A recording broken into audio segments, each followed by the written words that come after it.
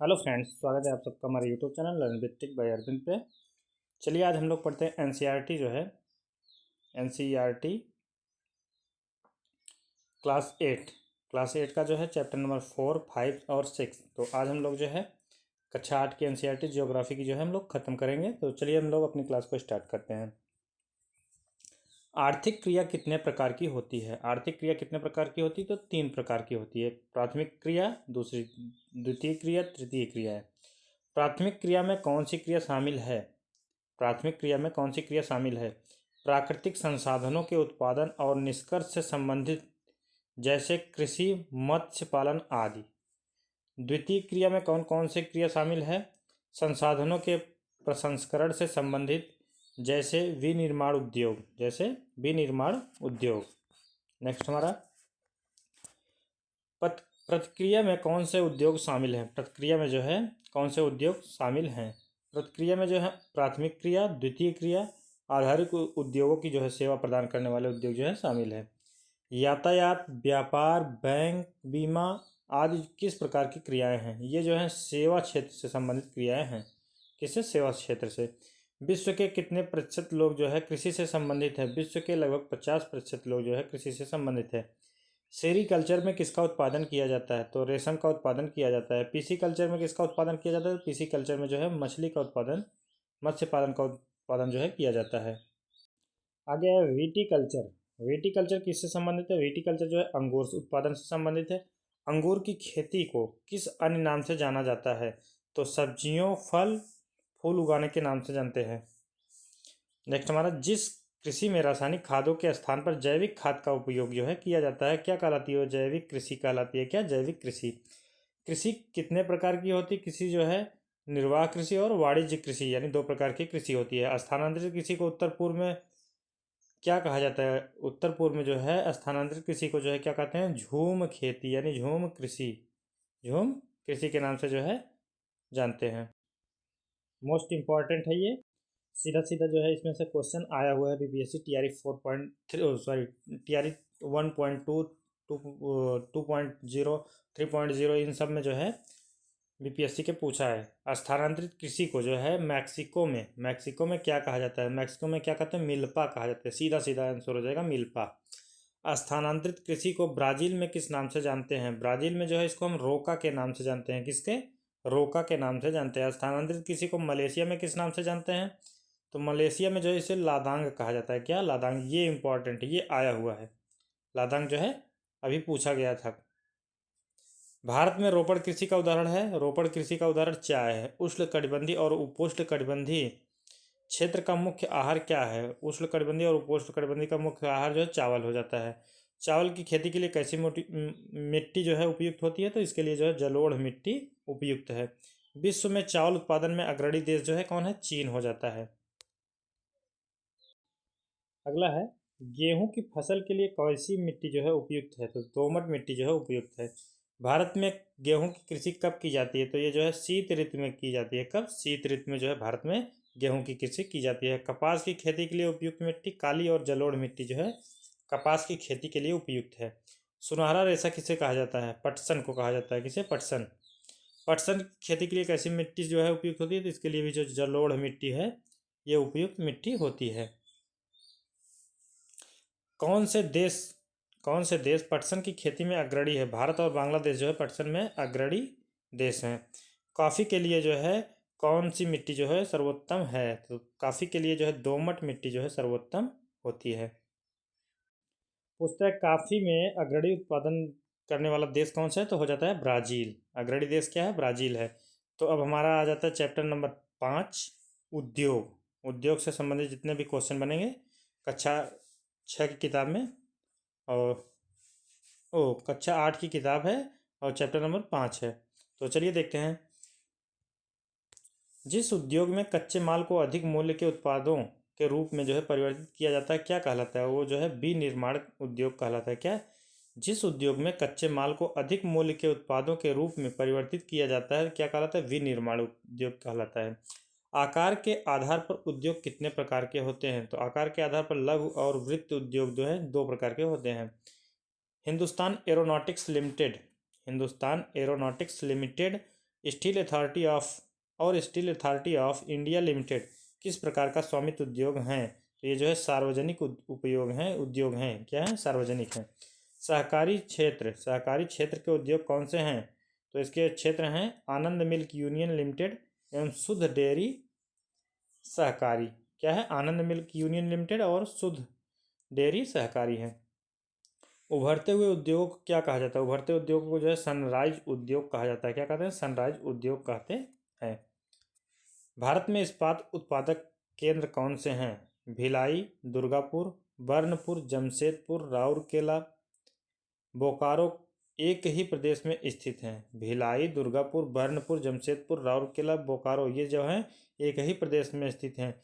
जो चारों राज्यों में फैले हुए चार राज्य हैं पश्चिम बंगाल, झारखंड, उड़ीसा और छत्तीसगढ़। ठीक है, ये जो चार क्षेत्र हैं भिलाई, दुर्गापुर, बर्नपुर, जमशेदपुर, राउरकेला, बोकारो ये केवल 4 प्रकार के राज्यों में फैले हैं। तो कौन कौन से राज्य हैं? पश्चिम बंगाल है, झारखंड है, उड़ीसा और छत्तीसगढ़। इन सभी राज्यों में जो है फैले हुए हैं।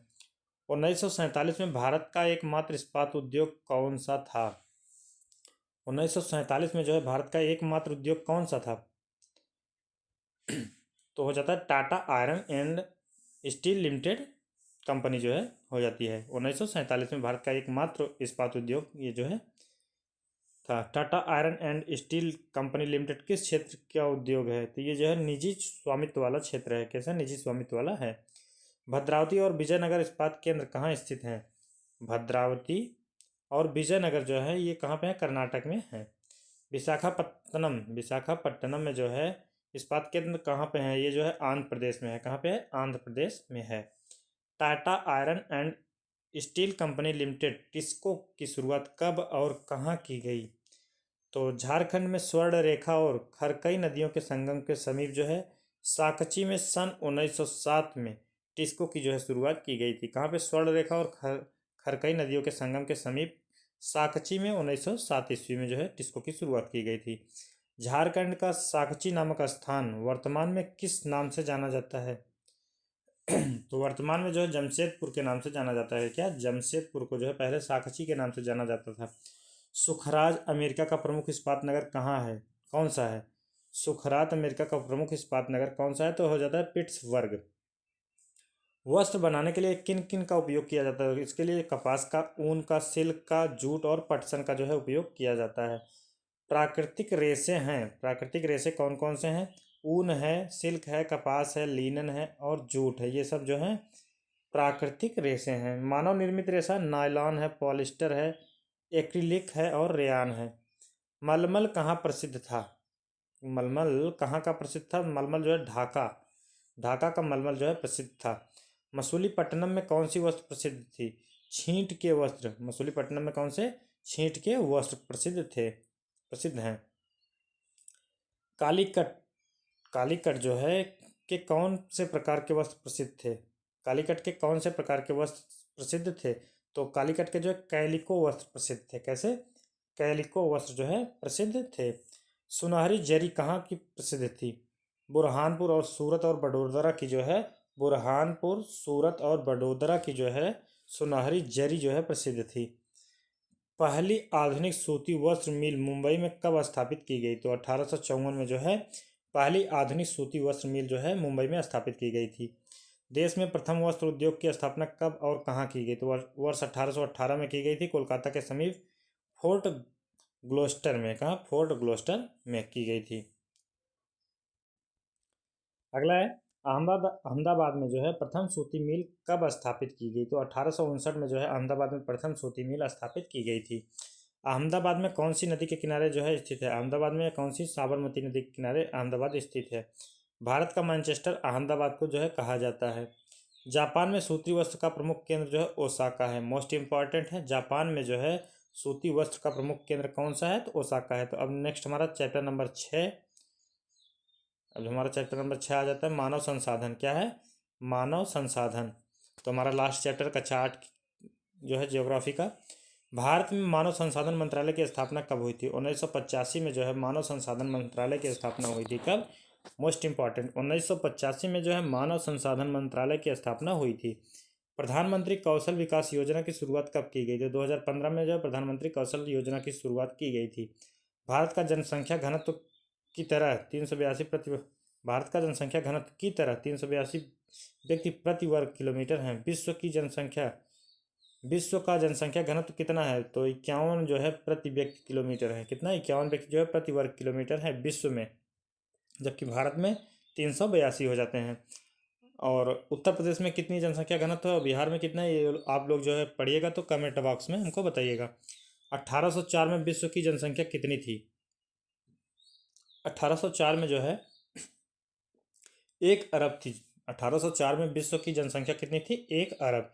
अगर क्वेश्चन पूछता है भारत में मानव संसाधन मंत्रालय की स्थापना कब की गई थी? तो 1985 हो जाता है करेक्ट आंसर। 1804 में विश्व की जनसंख्या 1 अरब थी। 1959 में विश्व की जनसंख्या कितनी हो गई? तो 1959 में जो 3 अरब हो गई। कितना? 3 अरब। विश्व की जनसंख्या 6 अरब कब हुई थी? 1990 में जो है विश्व की जनसंख्या 6 अरब हो गई थी।